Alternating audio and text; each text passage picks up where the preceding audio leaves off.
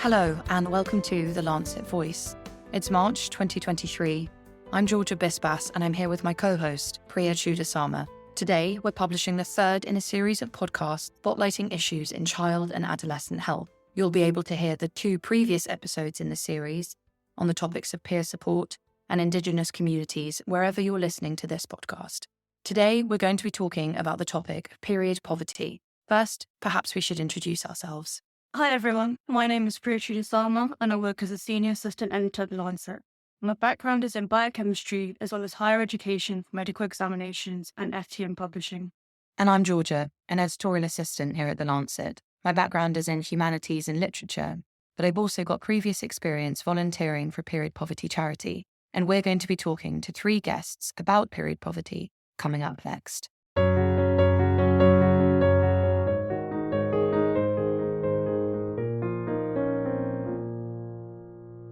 So today we'll be discussing the topic of period poverty and we're joined by three guests who have experience and expertise in this area.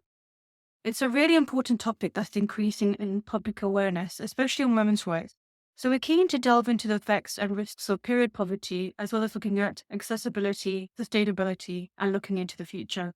So Georgia and I would like to welcome you all to our podcast on taxes, taboos, tampons, and TikTok, the state of period poverty worldwide in 2023.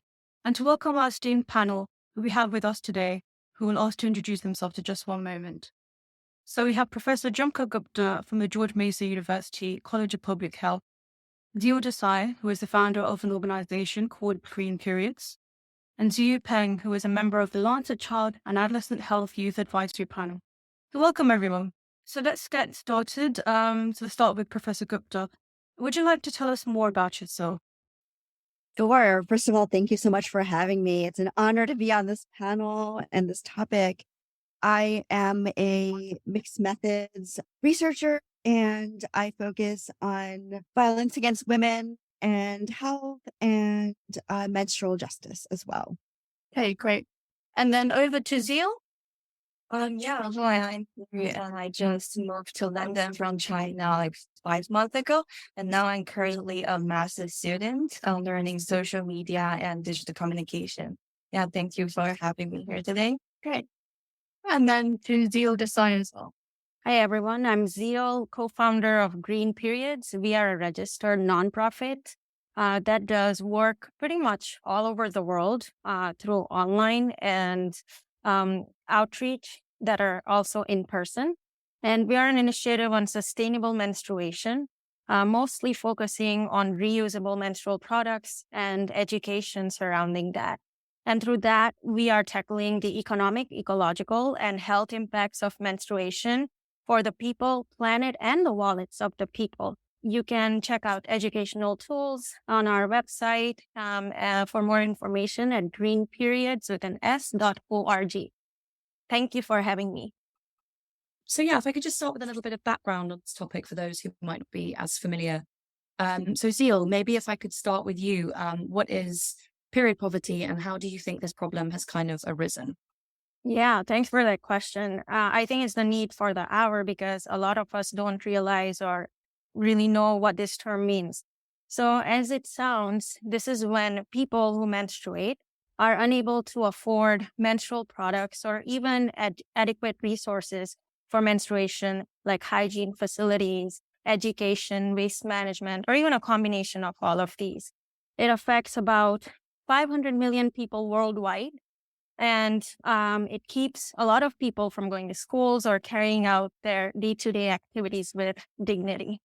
The dignity and the kind of prohibition of day-to-day activities is something we're definitely going to pick up on a little bit later as well. So thank you for introducing it. What are the main causes of period poverty?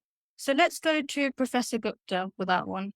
Yeah, I would say that the causes are numerous. I think one of the biggest causes from my perspective is really the deprioritization of this topic from policymakers to anyone in a decision-making power. It's a very stigmatized topic, a very deprioritized topic when it comes to policy making to ensure products are available. So to me, that's one of the biggest drivers, as well as societal stigma around discussion of period poverty, but menstruation in general. That's interesting. Thank you. So you said the societal kind of stigma about it. So do you think there's maybe a lack of knowledge around it? And what would you say is one misconception about period poverty that you think everybody should know, or you are trying to sort of actively debunk? One main conception, and I think Zeal did an excellent job at addressing that, is when people hear the term period poverty, they'll often go to thought is that it has solely to do with products and making products available. And that's really important. But the other components are having adequate facilities, access to running water, access to a private area for changing products, and access to information. So I think all of those are really important. Let's now move on to the effects on women and the risks and taboos. How does period poverty affect women? So let's start by talking about geographically worldwide. So let's go over to Inzini for that. Yeah, actually, before this recording this podcast, I did some research on this. According to a World Bank statistic, like about 500 million women around the world lack adequate menstrual hygiene facilities, and especially in China. And people are just like, oh, you go to Starbucks, spend like £4, £5 for a drink. You cannot afford like pads.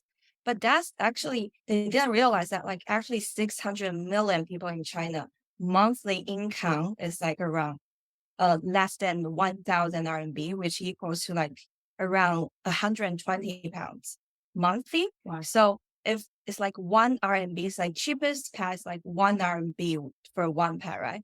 So from when you're 12 years old, your first time get your periods, and to like maybe 50 years old, you stop getting periods. That's a lot of money. And for those 600 million people in China who monthly income just like 120 pounds, they cannot afford it. So that's why like so many people online is like, oh, just like few pounds, you cannot afford it. I think that's something I misunderstood. I mentioned over to Zeal. And so how would you say it affects women, girls, and other people who menstruate geographically? So let's say maybe in the USA, how would you say? Yeah. So a lot of people don't associate period poverty with the so-called developed countries like the US or the geographical West. However, there have been studies that have found that almost 2/3 of women in just one major US city with a low income could not afford menstrual products in the last year. That was 2021. And a lot of them, about half of them, had to sometimes choose between buying food or menstrual products. So this is a very big problem, not just in the developing parts of the world. However, we can see that this affects people of all geographical areas, and even people, obviously, in the global South are the ones that are most to suffer. If you look at African countries, obviously, or you have some Asian countries where there are a lot of taboos, a lot of stigma that exacerbates this problem of period poverty. And then, of course, when you take into account the economic factors, it just makes it almost impossible for people who menstruate to do so in a dignified way. Yeah, completely agree. Also, so I'm from an Indian community as well. So for us, in terms of taboos, something where people think that we are unclean, so we can't go to certain temples and ceremonies. And this is something I've experienced myself as well, and it's not very nice. Is there a way that a taboo such as this one can be overcome in the future? And what would you say are the steps that we would need to take? Certainly, I think there's always a way to overcome any socio-political, cultural challenges. And I think we are on our way towards mitigating period inequity in the world. And I'll give you an example of India, which is also my home country. And I've seen in my last almost 3 years of work in this field that the most number of innovative menstrual equity reforms are coming out of India, surprisingly. And this is not just about giving access to people of different backgrounds. But we're looking at a lot of initiatives coming out of the rural areas as well. And typically on sustainable menstruation. Now, this is unheard of in a lot of other parts of the world. While the rest of the world is fighting to give free disposable tampons or pads to the people who can need and use them, India is fighting to give out free menstrual cups or even reusable pads to their citizens. So I was just in Kerala. It's a South Indian state. And I was there about 2 days ago. And it was surprising. I was just amazed to interview some people out there because the government, as well as a lot of NGOs on the ground, along with the IMA, Indian Medical Association doctors, they have tied up together in a very groundbreaking initiative where they even broke a Guinness World Record for distributing 100,000 menstrual cups to in that area of Kerala, in just a couple of counties around there, actually, in Kumbalangi. And it was just amazing to talk to some of the people who were beneficiaries, as well as the doctor Verghese, who headed that initiative from the IMA. So I just feel that we are making progress. These are just baby steps. Of course, we can't miss out Scotland, who just mandate free menstrual products for all of their citizens. Yeah, just back in 2018 or 19. And, you have other initiatives more on the grassroots level, right? In the rural communities, where a lot of your little cottage industries around reusable menstrual pads or even cups are popping up as social impact initiatives. So there's just a lot of groundbreaking work being done, but a lot of it, unfortunately, doesn't receive the kind of importance and the kind of limelight that it should get, because it is just such a misconceptualized and taboo topic. Yeah, exactly. We agree. Yeah. Z, do you have anything to add to that? Yeah, so we will just talk about rural area in India. So actually, like China has kind of similar situation because like some areas, some provinces in China is not that well developed, like the rural area in China. So I used to interview one of the founder of an NGO. So when they went on a trip to the Guizhou, which is the rural province in China, they find that the women that lived in a foreign house at the time, and they often hung the washed clothes in the yard, but you can only see men's and children's clothes, not the women's clothes. And then they asked, like, why is that like? And then they realized that because women's clothes were hanging on a very concealed steel wire outside the house where like sunlight was not. So they organized a physical examination in the local women's literacy class and find that many women there had gynecological diseases. So some even very serious. So like people think that it was normal for married women to have these kind of diseases, but I think like the prevalence of this kind of diseases may be related to the drying of women's clothes. That's so interesting. I think we'll definitely come back to the kind of the risk of like the health side that's often overlooked as a result of the measures that some people have to take. So you mentioned at the very beginning that you've only been living in London for a few months now. Yeah. Have you noticed kind of a big difference between access and, do you and your peers talk about it in a different way? Like, are people more likely to kind of bring it up and engage with the problem here as opposed to in China? First of all, like under this kind of economy in the UK, like the cost of living is like rising crazily. Yeah. But one of the things I found here in the UK is different from China is that in Scotland, the sanitary products are free. Because I went to St. Andrews the other day to visit my friends. And she told me like, oh, all the pads here are free. Like when I go to the bathroom toilets of the university or just like public bathroom, there are pads you can choose for free. So I think that's the biggest difference between China and UK from my experience. And then just talking about cost of living, I have a question for Zeal actually. For in terms of just money, how much money would be potentially saved if they were to use sustainable products? Yeah, that's a great question, and it's formed the basis for green periods, and the reason why there isn't an outro for green periods, why we exist.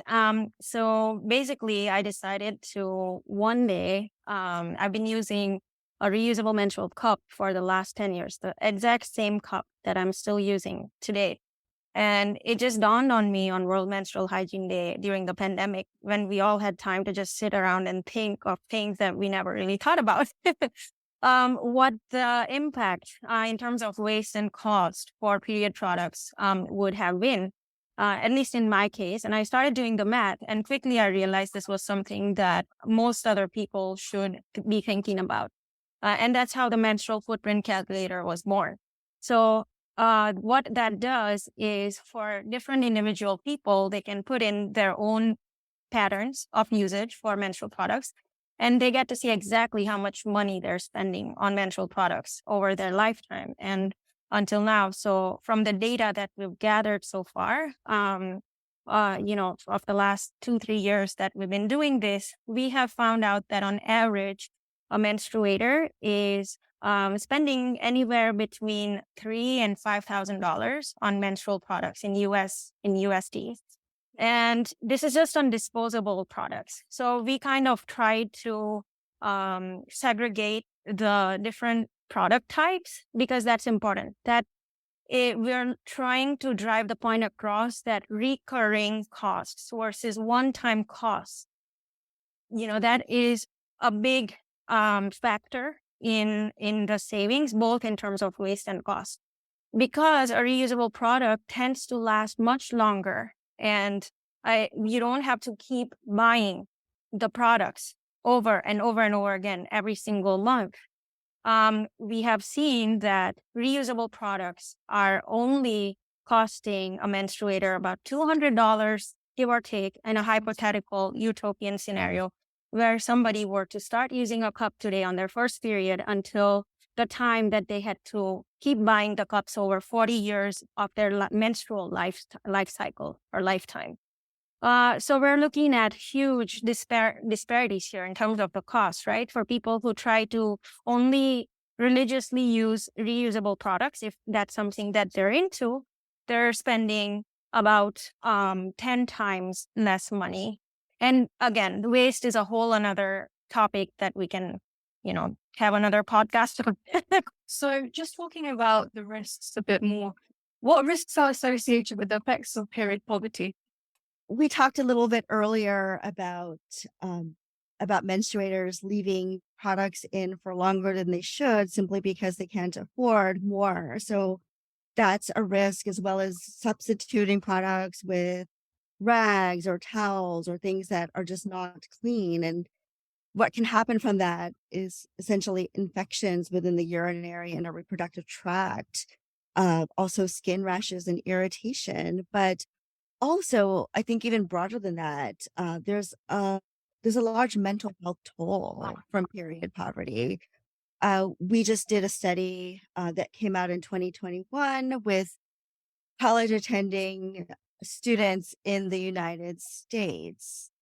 And what we found is that for those who reported experiencing period poverty in the past year, they were 1.8 times more likely to report symptoms consistent with depression than their counterparts who did not report period poverty. And if the participants reported experiencing period poverty on a monthly basis, they were 2.3 times more likely to report depressive symptoms. And that's a really important issue, because mental health is a critical issue for college students, especially now. The question is why? And I mean, there could be a variety of reasons. It's just, the constant stressor of having to think about products and deciding whether to put money towards food or products, being worried about stigma, being worried about attending class or keeping a job. So it does take a mental toll. And then in terms of sexual and gender-based violence as well, is that something that comes about, and how does that happen as well?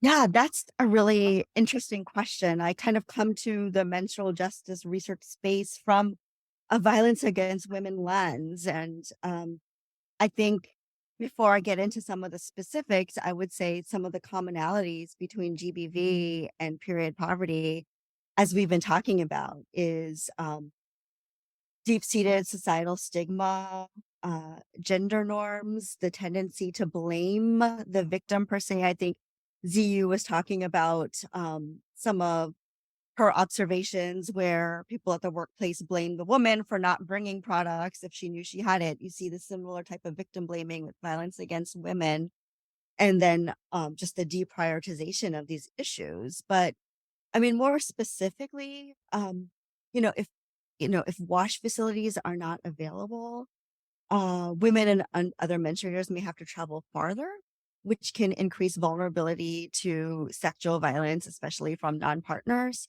If Mm. these facilities are farther away or they're not well lit, in humanitarian crisis settings, wash facilities might be controlled by others, and there might be instances of survival sex to use those facilities.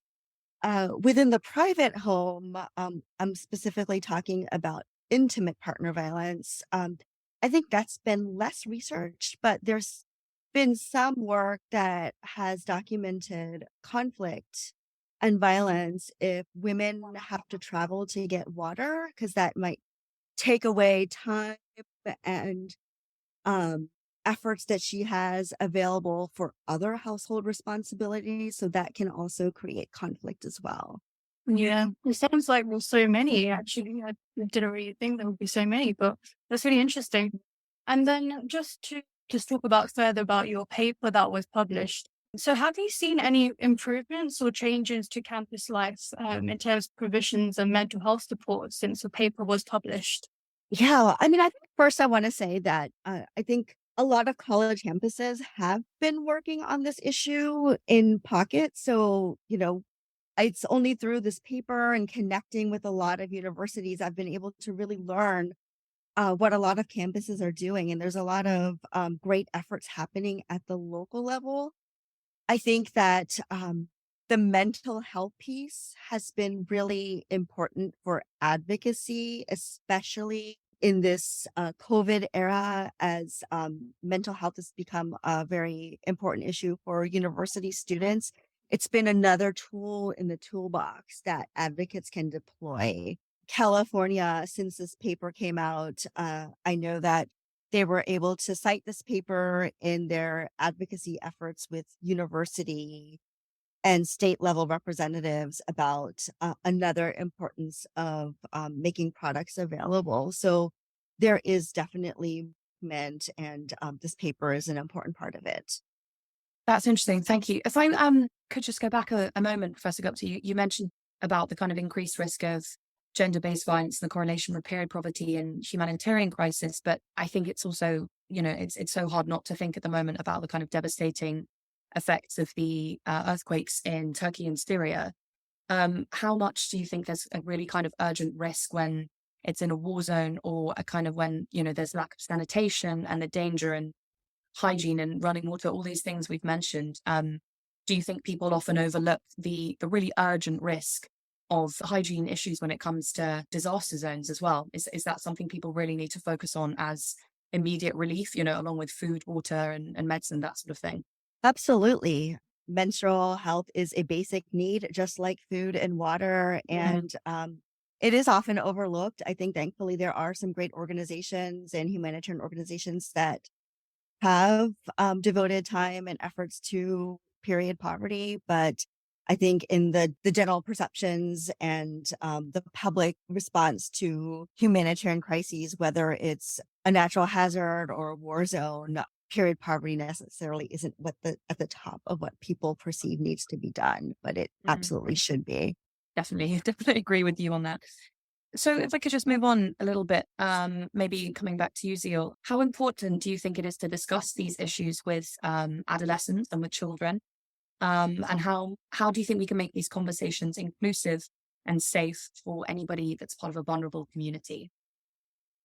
I think that these conversations are key to mitigating period poverty, because change, it begins at home. And I say that because from my own personal experience, if the family members and especially the female members of a household are not on board with the practices, menstrual hygiene practices, and whatnot, I think that a lot of other ways of convincing people would be untimely, because there just wouldn't be the social support that's needed around menstruation, especially for people who are just coming of age and starting this. Just to again go back to India and talk about some of the people who view menstruation even in a very kind of a positive and a festive form, and it's kind of like declaring to the entire village or their world, that our daughter, or my girl has just started menstruating, and there is literally a full-blown celebration around that. So it's something that for many cultures it's a family thing, even where people, again, women are shunned out of their homes if they're menstruating. So it's not really something that you manage or carry out behind the closed doors of the toilet, but it's something that is more of a community and a collective thing. Now, a lot of other cultures are much more individualistic, obviously, and in the modern society, in the West, for instance, a lot of people are autonomous. They make their decisions based on what they read, or they consume information online a lot these days, or even in some schools, if they're lucky, because a lot of schools, even in the US, they do not mandate any sort of menstrual education at all. So I do think that if there are grassroots organizations as well as the government, even if there is some talk about it in the corporate sector, about what menstruation is, how do you manage it, and why is it important? That is probably this holistic approach that would really create the needed awareness around menstruation and the practices. Or even, if you are dealing with a context where, again, if it's something that somebody wants to keep discreet, then there can be one-on-one interactions with the people who are not otherwise getting access to these educational resources. Focus groups can be another option as well. But I do believe that if we want to create a massive ecosystem for the awareness around menstruation and, to make it inclusive and safe, especially for those in vulnerable communities, then we need to incorporate it in a school education curriculum for both boys and girls. I think also in the UK, from our education, I remember just having maybe just one lesson where just, they spoke about periods and, that sort of Same. thing. And that was it. Yeah. After that, there was no talk about it whatsoever. It was very minimal. Yeah. Yeah. It was kind of embarrassing, actually. Yeah, exactly. Sia, what about you growing up? Did you have it in school? Was menstrual education part of kind of social health as well? Like, were you taught about it, or did you and your friends just have to learn it? Sort of. We have to learn everything all our. Really? It's Yeah. also educating, like Jill just mentioned, like educating boys as well. It's really Yeah. important because when I was a kid in primary school, when we buy the period pass, we like the shop system will like automatically give you a black plastic bag to put your pass To hide it. Yeah. Wow. Yeah. And like the boys just like making fun of it. So when we just like try to change the pass, when we go to the toilet, we'll just like hide it. Like, oh, did you bring the pads today? Do you bring the pads today? Like really secretly doing this. So I think if I like now it's like so much better because of the social media and everything. People are know more about this. So it's like people are against like period shaming these days. Mhm. So that's what education is really needed to avoid this kind of Definitely. So I guess the big question really is, how can you reduce period poverty? So we've already spoken about education, but is there anything further that can be done? And can I direct that question to Professor Gupta? In addition to the discussion we've had, one thing I'd want to add is to really make sure whatever outreach is happening, that we really consider populations that have been made vulnerable.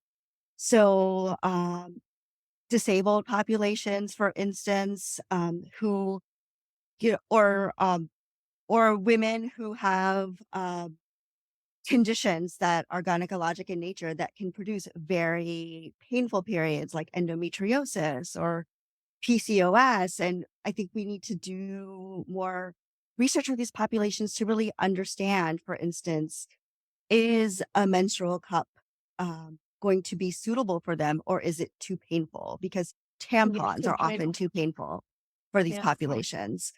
I think also, and I'm talking a very US centric lens here, but I think a lot of these things can apply elsewhere, is really looking at inequities within the population. We know from our research that Black and Latinx students reported more period poverty than white women. And immigrant women reported more period poverty than US born. So whatever efforts that are put forth, that we make sure that we're really engaging in a meaningful manner with these communities to ensure that the solutions that we propose resonate and that they're community driven as well. That's so interesting. Thank you. Yeah, it's very much not a one size fits all problem. And it's really, like you say, about kind of listening to specific needs and requirements of different communities and of kind of different people. That's, yeah, such a good point. Thank you.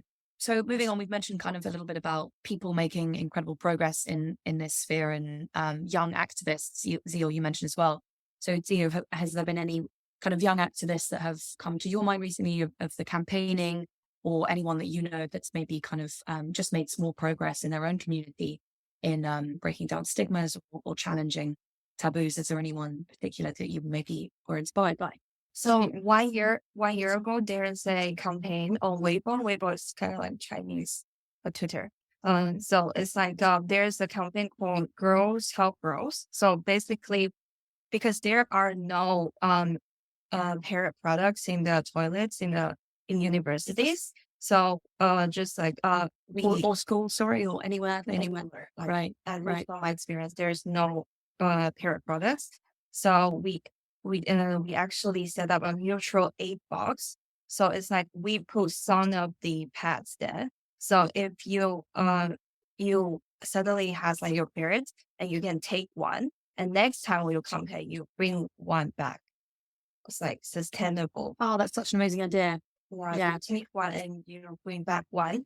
So it's like more than 300 universities like join this campaign and set up like this mutual aid boxes in universities. So I think that's pretty amazing. That is amazing. And is that still going on? Are people still kind of keeping their passing it on? That's brilliant. That's very inspiring. And it's, yeah, what you think is just a small gesture can really kind of impact somebody's life and make them feel so much safer. So do you think social media and spreading information on there can be helpful in terms of accessing information compared with conventional methods? Your friends is also using social media. Conventional media refers to like newspaper, radio. So it's not that well informed, especially young people these days can't really listen to those radio anymore, right?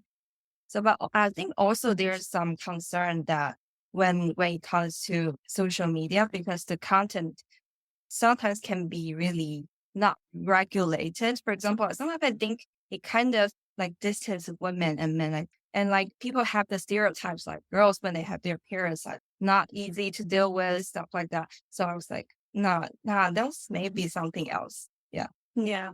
Yeah, that negative image and those kind of stereotypes and quite frustrating expectations that you're gonna be really grumpy or hormonal or something like that. That might not even be the case for everyone. That's the thing. So it's definitely a stereotype. Yeah. Yeah, totally. And again, assuming that everybody's going to have, the same period and the same going to have the same effect on them. Could we also maybe direct that question to you, Professor Gupta? Is there something, you're much more kind of public health academic focused, but do you see people engaging in the right side of social media with it, or do you think it can sometimes be slightly misused as well, like Theo mentioned? Yeah, I mean, I think social media is a fantastic platform to disseminate information. I mean, there's always going to be the risk of misinformation and disinformation, and that's why it's all the more reason for scientists, the activists to really engage as well. And I think there's also efforts to really garner the use of social media in a scientific way to develop interventions to combat menstrual stigma. I have a colleague who she created a serious gaming intervention called Mohim to educate on period poverty. And it's like a game. People are playing games on their phones all the time. This is about period poverty. I'm actually in the process of developing a game-based intervention to address stigma using behavioral science and social norms, and to really engage not just the adolescent girl herself, but also the people around her, the friends, the parents, the teachers, and how to really combat some of the harmful myths and actions, to really take a bystander approach to combating menstrual taboos and also social support for things like endometriosis. You mentioned kind of some progress and some positive changes, but just sort of looking towards the future now, in the next 5 years, what actions and improvements do you expect or envision with looking to end period inequity? And maybe Professor Gupta, if are you undertaking any more studies into this? Are there things that you perhaps are working towards in the public health sphere to change it? Yeah, we are launching another study with college students in Hawaii, really trying to look at similar patterns of inequities among college students in Hawaii, because there's very definitely pockets of very underserved populations in that state, especially attending the state universities. And I think more funding for this issue at the federal level would be especially important, both in the practical policy making level, making period products available through SNAP, which is the Supplementary Nutrition and Supplemental Program, which is mostly for food, but not these types of products.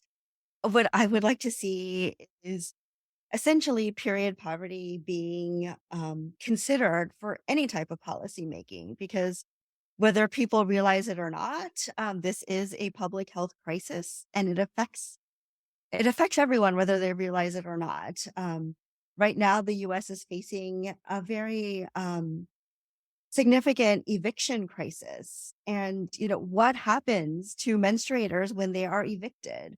I mean, that's a question that we have to ask. So, like in every aspect of any type of policy making, social policy, to also consider period poverty.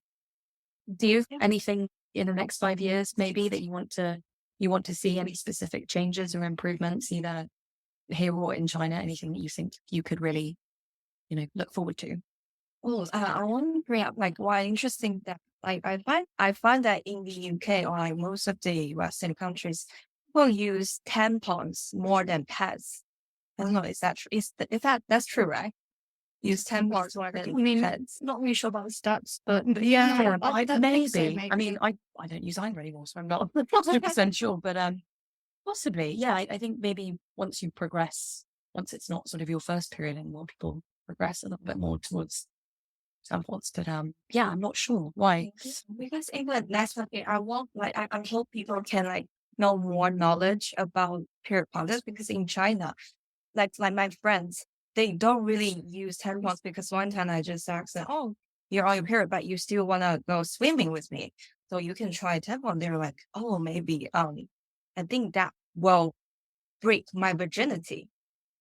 Like, Okay. but that's not true. So I hope in the next 5 years, people will like know more about the knowledge of this, about periods, and period poverty and period shaming. Very good point. Yeah, the kind of social construct around that as well. And Zeal, any last sort of expectations or hopes for next few years that you would like to see? I would love to see more talk, obviously, around sustainable menstruation. I don't think that's something that is being talked about enough. And again, I understand that it's not a one size fits all, and behavior change is extremely hard to do, especially habits. If we're just used to pads, it's very hard for people to start introducing, a cup into their repertoire. So I definitely would like to see more of the sustainable lens on menstruation going forward. And not only that, because there needs to be this basic understanding that we're all part of the same ecosystem. We are nature. We're no different than nature. We're all connected. So the more we think about ourselves, the more we should also think about others and the nature and the environment around us. It all goes hand in hand. And every action that we take obviously has an impact and a reaction. And I hope that it's a positive one. Okay, so final question. What is one thing you hope people will take away from your work? So let's go to Professor Gupta first. I think I'm going to repeat what I said, actually. It's just the idea that this is a public health crisis. It's not really talked about in schools of public health as much at the moment. It's growing, but it's not quite there. I think as we talk about other public health issues like maternal child health, timely antenatal care, the diabetes, that we hope that period poverty and menstrual justice will enter the agenda for schools of public health, and also the idea that it's highly prevalent, and so it affects people whether they realize it or not. If not personally, then somebody that they know. Okay, great. And should we go over to Zia? Yeah. Oh, I hope people like girls or boys who you've been listening to this podcast, just don't be shy talking about it. Just use online resources as much as you can, and that's what I hope for the audience. Mm. And finally to Zeal. I would go with the theme of change and how it is the only constant. We need and we have to change. Our bodies are constantly changing, physically, emotionally, etc. All our cells are continuously being regenerated. So I think that change, when it comes to habits, may seem hard initially, but dire problems need dire solutions. And we have seen that with the recent COVID pandemic. Change is possible, change is necessary, and there's always a way ahead. There is always a way to pivot to what serves us best in the current schema of things. And those who are most adaptable to those changes are, we are also scientifically proven to thrive the most. So, I would just end on the note that, change is real, and so is climate change. And I think it's happening now. We need to act, and we need to understand that it is real. That's very true. Yeah. Well, as we've discussed in this episode, there have been some amazing changes made recently, not only thanks to the three of you. So yeah, that just leaves me to say thank you so much for joining us. It's been a fascinating conversation, and we're really grateful to you all for taking part. So thank you so much for joining us today.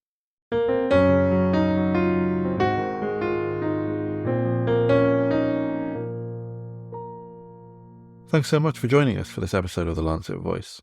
This podcast will be marking the Lancet's 200th anniversary throughout 2023 by focusing on the spotlights with lots of different guest hosts from across the Lancet Group.